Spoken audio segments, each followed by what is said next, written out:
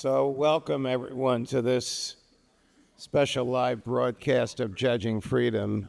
Great things you're teaching. As you can see at the dais with us is Professor Sachs, and you can see Colonel Douglas Macgregor. I've been privileged to have started this little podcast called Judging Freedom, with which many of you may be familiar.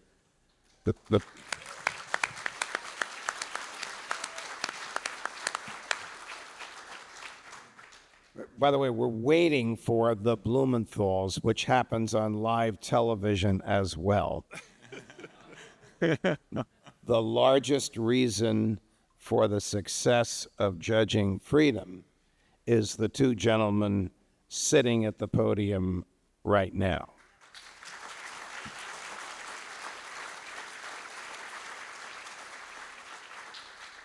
They each personify intellectual honesty and personal courage, the likes of which is sorely lacking today. I was going to go on and on and on until Anya Parampil and Max Blumenthal arrive. I understand they're pretty close, but we will start.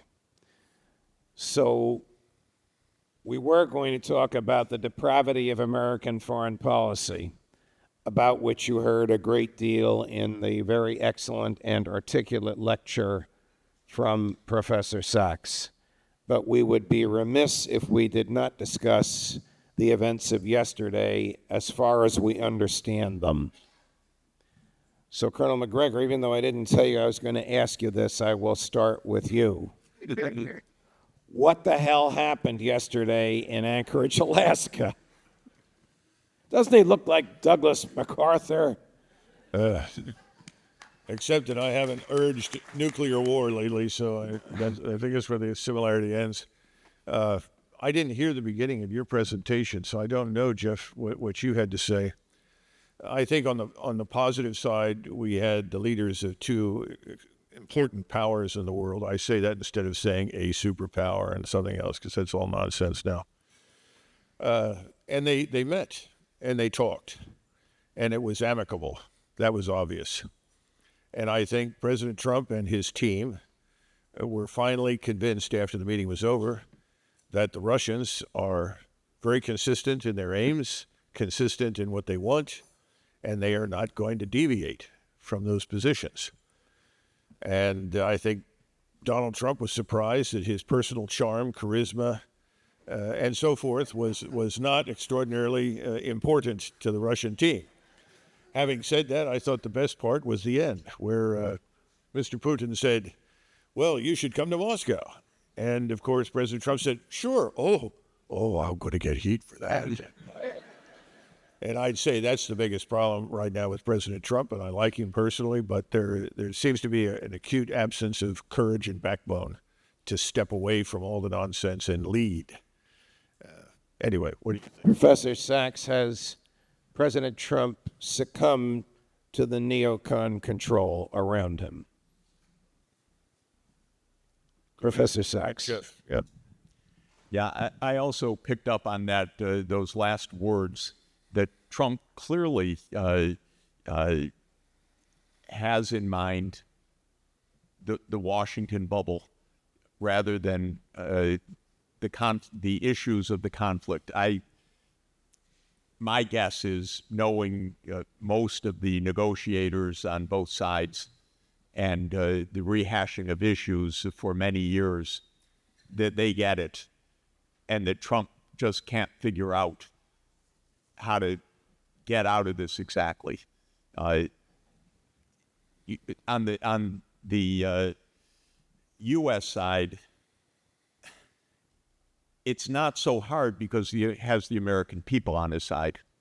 So this isn't trying to convey a message that is somehow contrary to American opinion. Americans would love to hear nothing more from our president than we're not still involved in this war and we're improving our relations with Russia. He seems, for reasons I do not fully understand, and Doug would know more than I or can help us on this, he seems to care about what Lindsey Graham thinks, for example. Oh, good Lord. Exactly. Why would anyone care? Or Blumenthal, another rather disgraceful member of the Senate.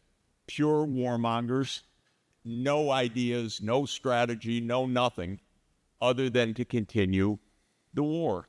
So I thought that those last few words, oh, I'm going to take heat for that if I go to Moscow, really showed a lot, actually. It really showed something much bigger than the quip.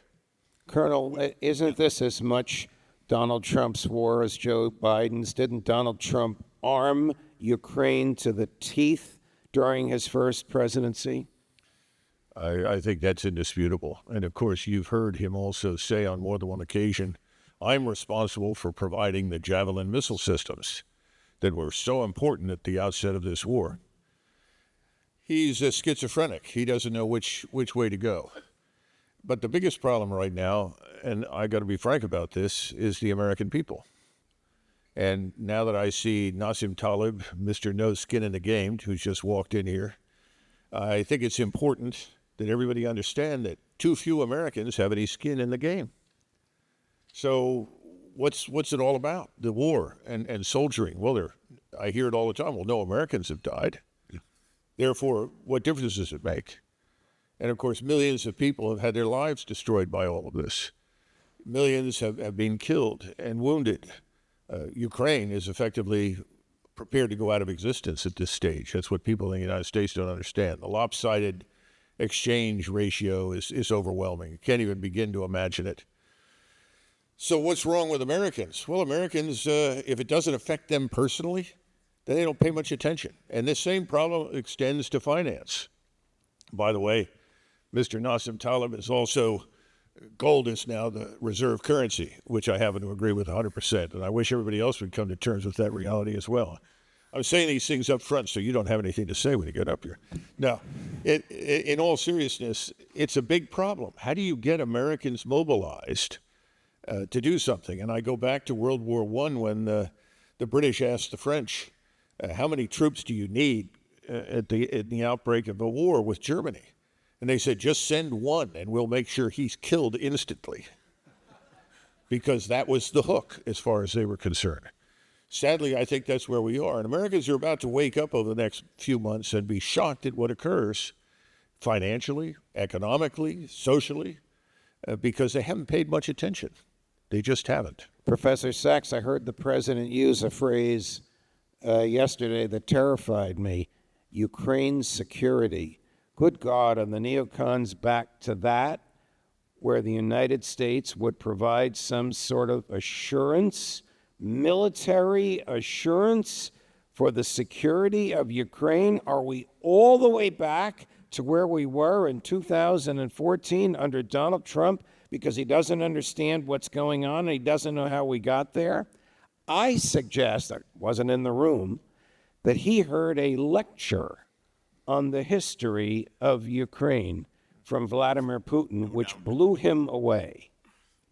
Jeff? Ukraine's security, I think, would be assured by Ukraine's neutrality. And that's what was protecting Ukraine before 2014. It was the huge disaster and blunder of the United States strategy going back to, as I said, 1991 or 1945, take your pick, but we weren't stopping with neutrality. People will, any history buffs would enjoy rereading in Thucydides the Melian dialogue. The Melian dialogue is part of the Peloponnesian War where the Athenian tells the people of Milos, you cannot be neutral. If you are neutral, we will kill you. And the Melian said, but we just want to be friends with both sides. We don't need anything bad. And the Athenians say, no, we will kill you if you proclaim Right. So, neutrality. Professor Sachs, I have to... Just to say, because you will show all our other allies that they can be neutral also. and we don't want that to happen.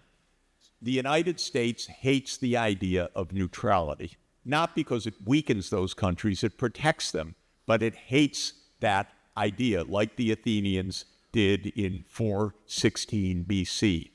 And just to say, to my mind, if I may, one more historical analog, in 1955, Austria declared neutrality in an agreement with the Soviet Union, where the Soviet Union left Eastern Austria, which it had occupied since 1945, on the basis of neutrality.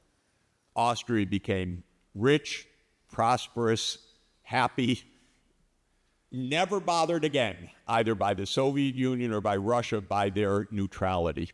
And this is what we have blown in Ukraine. They don't need our guarantees. They just need to be neutral.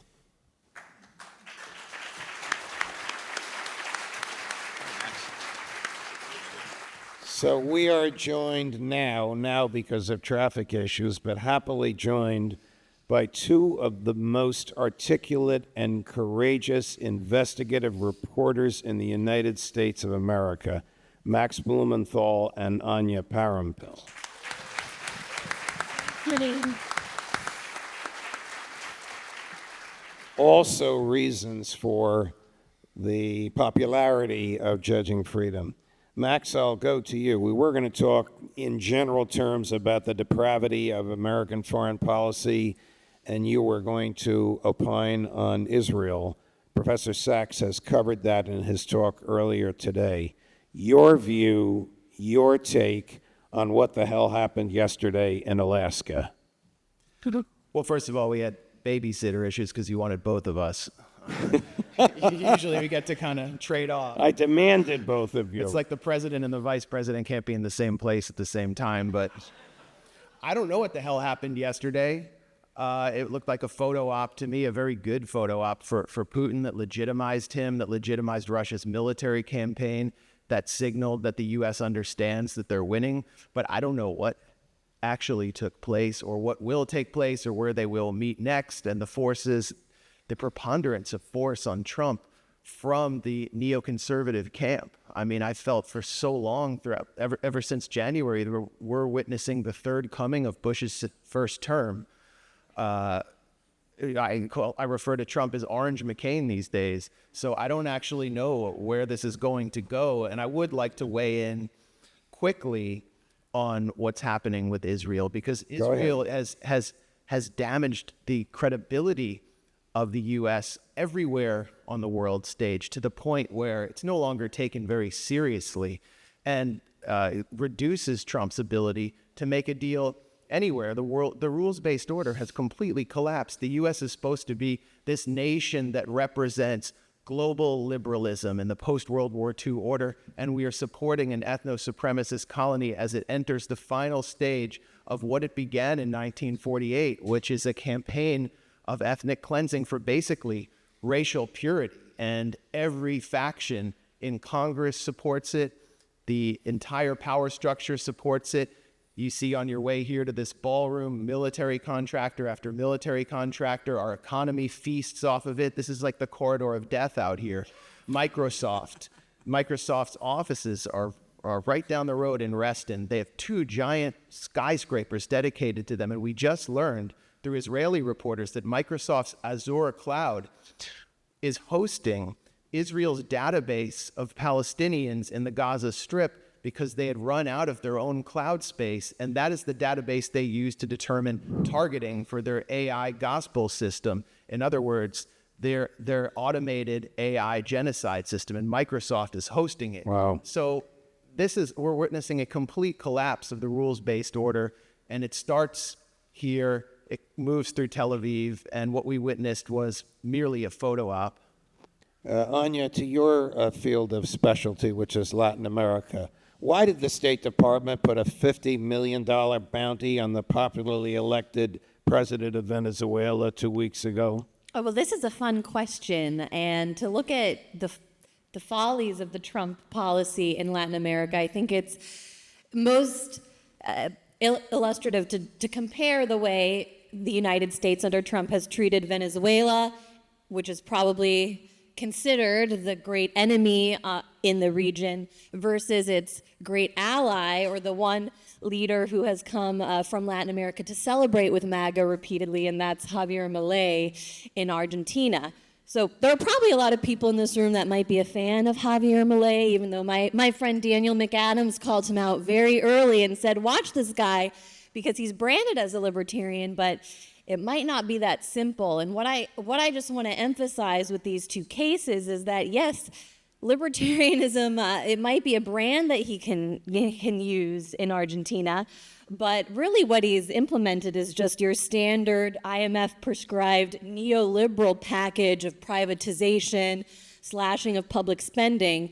And did you know, by the way, that in his effort to privatize Argentina's water supply, that an Israeli company stands to benefit and may actually gain control of Argentina's water system? So I think it's important for libertarians especially to consider national sovereignty sometimes when thinking about these policies, because yes, it might look like he's cutting the budget and doing something very libertarian, but another example of how Milei has given up Argentina's sovereignty, and I'll come back to Venezuela to contrast in just a moment, but is that last year it was actually reported in the Argentine press that a significant amount of Argentina's sovereign gold supply was shipped abroad, and nobody knows where it went. Milei has acknowledged that he did this, but will not say where the gold was sent. Now contrast that with Venezuela, the boogeyman of the region, which, yes, the judge just mentioned, the United States slapped a $50 million reward, which I think I can claim because he's in the presidential offices, Maduro. He's working in Miraflores Palace, so I think I know where he is or should be able to claim that reward.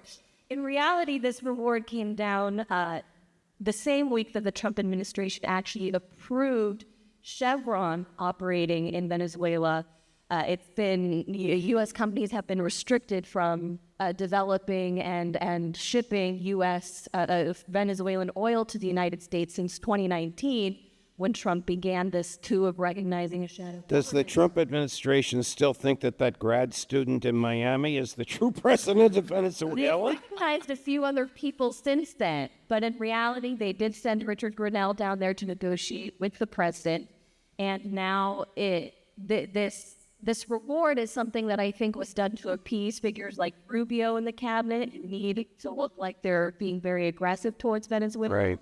While they move to normalize. And just the last point I wanted to make on that point was I talked about Milei shipping his gold reserves abroad. Well, 5 months before the United States recognized Juan Guaido, this now Miami grad student, as the president of Venezuela, the Venezuelan government under Maduro actually lodged an official repatriation request with the Bank of England asking to bring back their sovereign gold supply.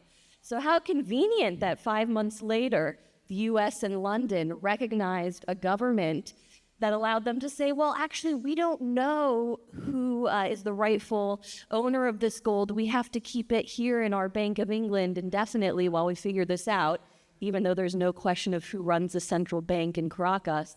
So I just wanted to compare those two in the brief time. Wow. I think the gold is a way of illustrating what it means.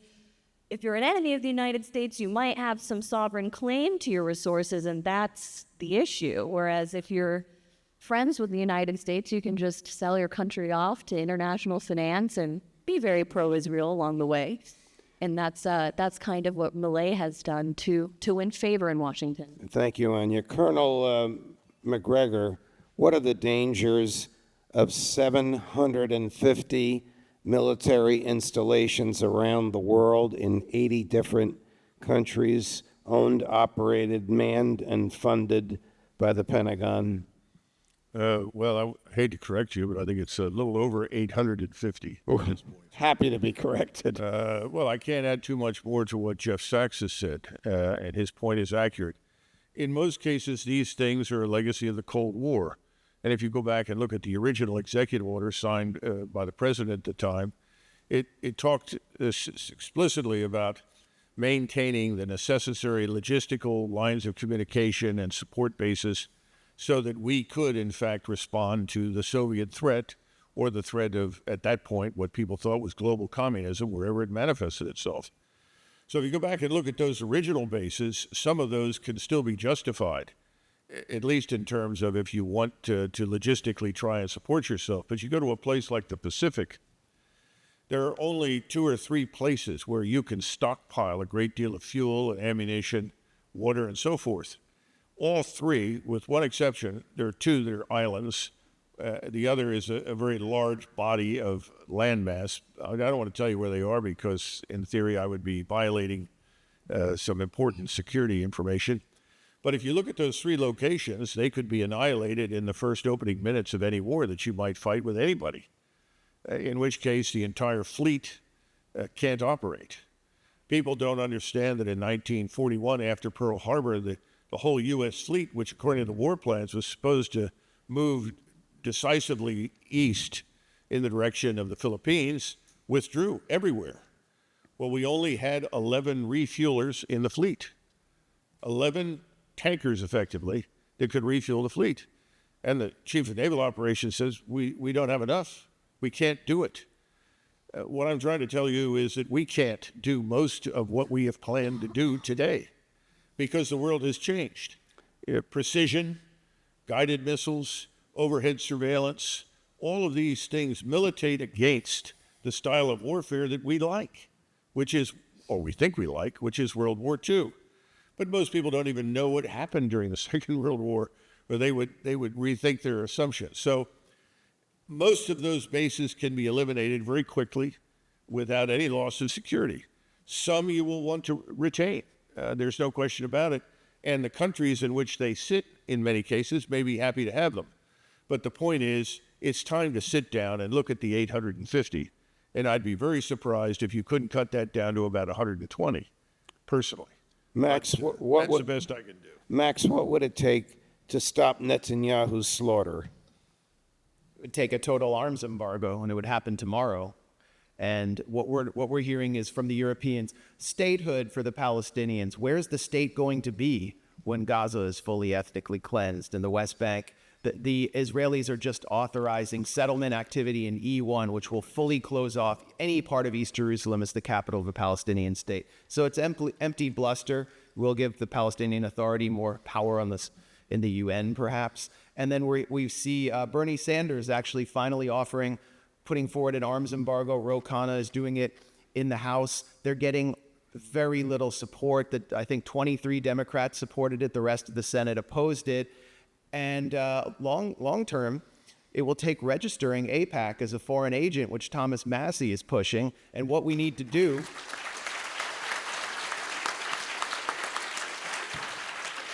because this isn't about Netanyahu, it's about the Zionist movement, and it's about a foreign bribery network in the capital. As Grant Smith has documented, AIPAC grew out of the American Zionist Council, which was itself funded by the Jewish Agency, which is an Israeli institution, foreign money, and they circumvented the Foreign Agent Registration Act.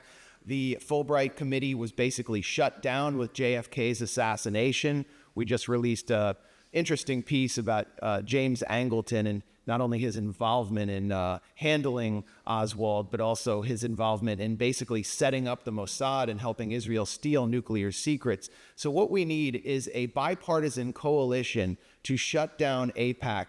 It's understood on both sides that this is really the heart of the issue, but the Democrats are afraid to touch this. Massie, look at who he's going up against. Who's putting up the money for the super PAC? It's Miriam Adelson and Paul Singer, 2 of the top Zionist billionaire donors in the country. So it's clear what the stakes are. This is about money and shutting down the financial feeding tube of Israel and the U.S. will end this program overnight. But it starts also with an arms embargo. Anya, what is it like being married to somebody who risks his life every day to get the truth out? It's fun. Ask Max's new friend, Congressman Fine, the porcine Congressman Fine, who openly said starvation is a legitimate weapon of war, as if that isn't a war criminal in the making. As if he's ever missed a meal.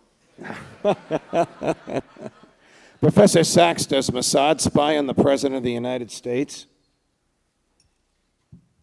Does Mossad buy the president? I said spy, but buy might be another question that you can sorry. answer.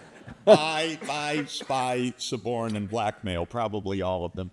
I don't think that there's a single instrument necessarily that's decisive. Others here would probably know better, but they're all over this, no question. And it is a Murder, Inc. Institution, first and foremost. I'm going to give you each 2 minutes to say whatever you'd like. The Judging Freedom audience is enormous.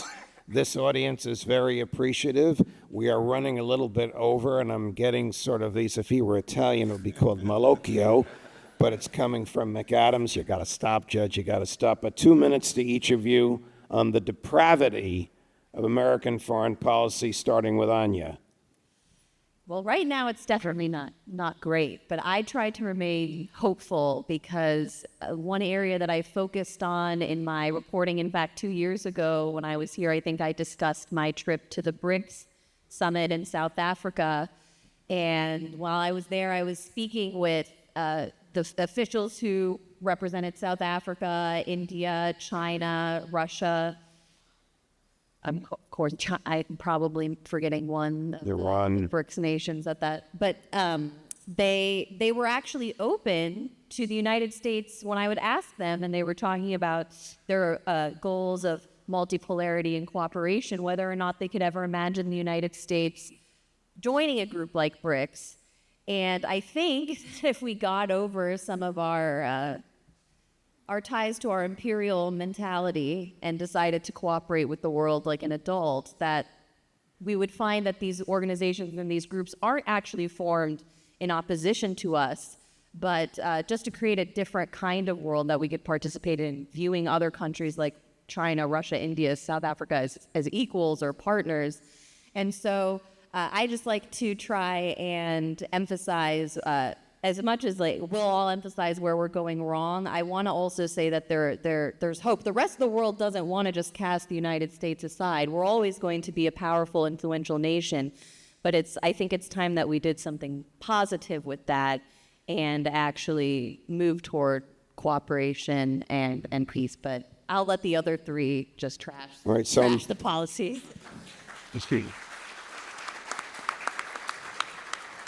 This is going to sound worse than it is. Max, 2 minutes on depravity. I've never really been a 2-minute man, but I'll try.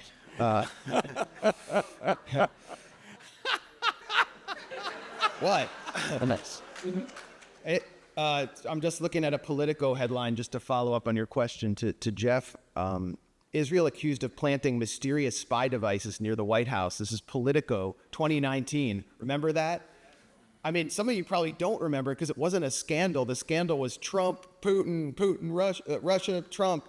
It was just that nonstop. Israel spies on this country more than any other country. It's industrial grade spying. And another reason that many politicians, elected officials are afraid of taking this on is the fear of assassination. Let's face it, especially an executive. Beyond that, look at what the U.S. has done in Syria. You want to talk about depravity? Look at the slaughter of the Druze, the slaughter of the Alawites, over 10,000 massacred in just a week by al-Qaeda bandits, many of them from Uzbekistan and Chechnya and other countries. And the U.S. then sends in lobbyists to try to arrange the normalization of Syria's al-Qaeda government with Israel and legitimizes Jolani in the midst of this massacre. And you know who's next? It's the Christians. And we are signing off on that entire campaign, all because Syria has been neutralized as a potential threat to Israel, and they're starting to arrest Palestinian resistance leaders. And Israel's still bombing Syria. We are pushing Lebanon towards civil war right now, demanding Hezbollah disarm. They will not do so. The United States government wants Lebanon in a civil war. And I was just interviewing an analyst who's a friend of ours from Iran in Tehran yesterday, and everyone there is bracing for another round in which Israel will inevitably drag the United States into another military conflict with Iran. They consider it absolutely inevitable. It could happen by the end of this month or September. And how does this serve us? How does this advance American interests in any way. Why aren't we even having that debate? We're not. And this is just talking about one region. Going back to your initial question, just to wrap up about this summit in Alaska. Well, had there been a peace deal, a durable peace deal, it would have been done with the consent of the military leadership and the intelligence apparatus so that the U.S. could move on to Iran and then China. And that's the depravity there, is that we are in a state of permanent war until we face a real political revolution in this country. The kind of revolution that, while I'm not a libertarian, I still carrying my communist card, the kind of revolution that Ron Paul was putting forward in his presidential campaigns on foreign policy.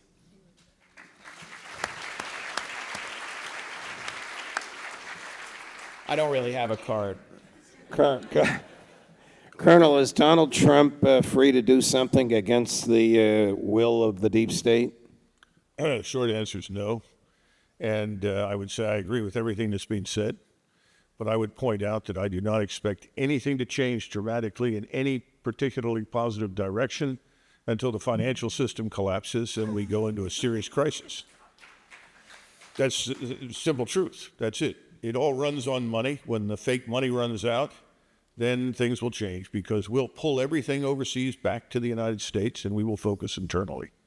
I don't know what the answer is. Are we going to become embroiled in a larger scale war that will involve Russia and China, as well as Iran and potentially other states before the collapse? Because if that happens, that's unfortunate. I would prefer to see the collapse first, because the collapse would then prevent us from committing suicide. But I see no evidence right now for anything changing without that particular event. Professor Sachs, when you were... Sorry.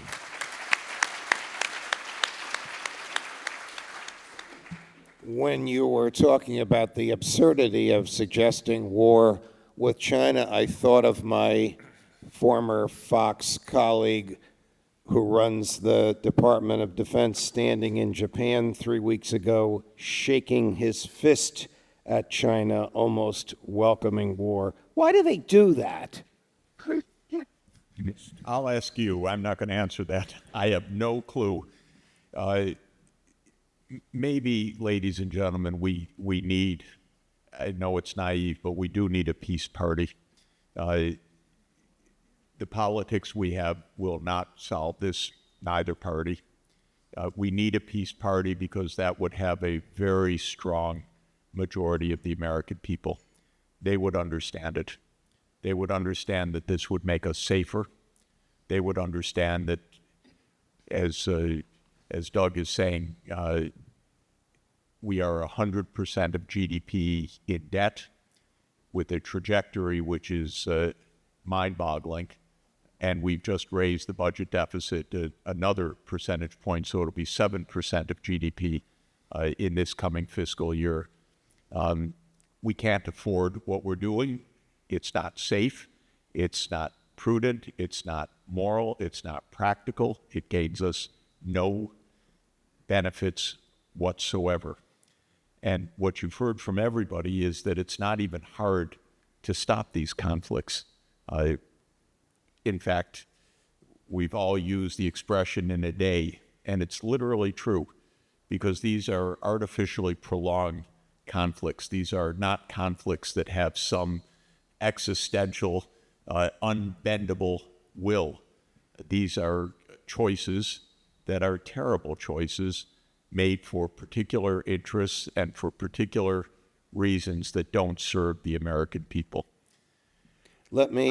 I don't love financial crises. I've used to make my career working in places with hyperinflation. You are right about the dangers, but I wouldn't relish it.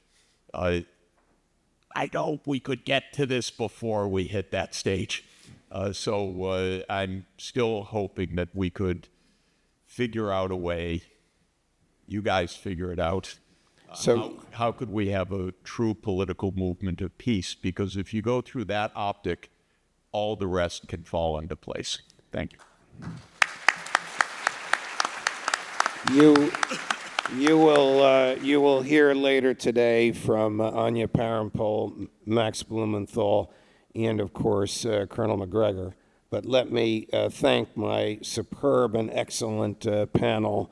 They are all professional colleagues and personal friends, and they are top of the line when it comes to intellectual honesty and personal courage.